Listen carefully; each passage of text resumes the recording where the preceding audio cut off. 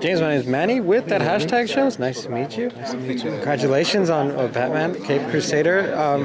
How did you feel once the series came out? Pretty good response. Yeah, I mean, I mean, you never know what the real response is like, but the people the people I've talked to have thought it was interesting. It's kind of hard because, if, we're only doing 10 episodes at a pop, and I think people were like, okay, I need more. But, I think the response we got initially, like the things we thought would be really divisive, there were people who ended up digging them and being supportive of them. Like having Penguin as a woman this time around.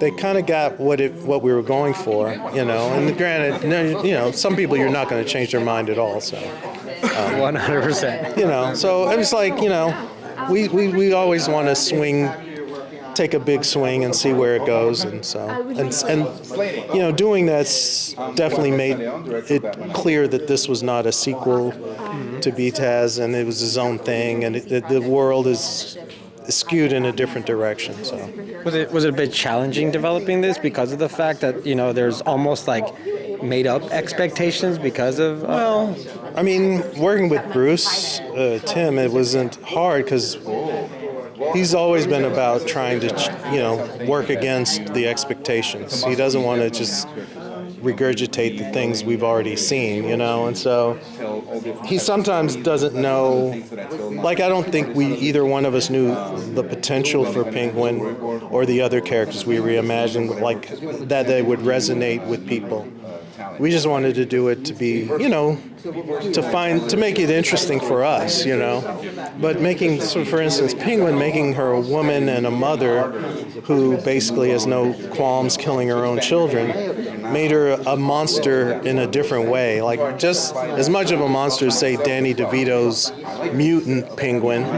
Like that's the other thing about the Penguin that people were complaining about. I'm like, the Penguin's been different in almost every Batman iteration. I mean, he was different on Gotham. He was different in the Burton movies, various comics. So I didn't think what we were doing was so radical or controversial until, of course, pinheads on the internet had to go, but that's typical. We were expecting that. And so what we weren't expecting was that many people would like Penguin, our Penguin and stuff. So that was a surprise, yeah.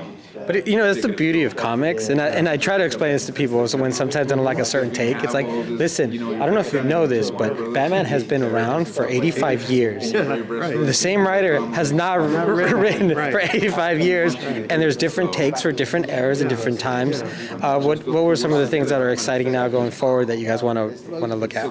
Well, I'm a big film noir fan, and so I definitely leaned into that side of the show we were doing, and Bruce is more of a universal horror movie fan, so it was always a synthesis of those things. So for me, making it feel like a real crime-based show, at least some episodes, was important. The whole milieu of film noir and the femme fatales and guys with fedoras and guns and machine guns and violin cases, all that stuff was something that BTAS got to do a little bit of. It was more kind of grounded. When I started with Batman, with Bruce Timm, we did the 4th season, The New Adventures. And that was a little campier, more villain-centric. And I was like, wow, I miss doing the gangster, the Batman with the gangsters. And so when this came around, I was like, oh, wow, I'm finally going to get to do it. So that's what I've been enjoying, is doing the film noir stuff. I mean, that's where he's at his best because, he's a detective. Let him be a detective. Right, exactly. And so I definitely wanted to lean into that. And I think with second season, we're definitely doing that.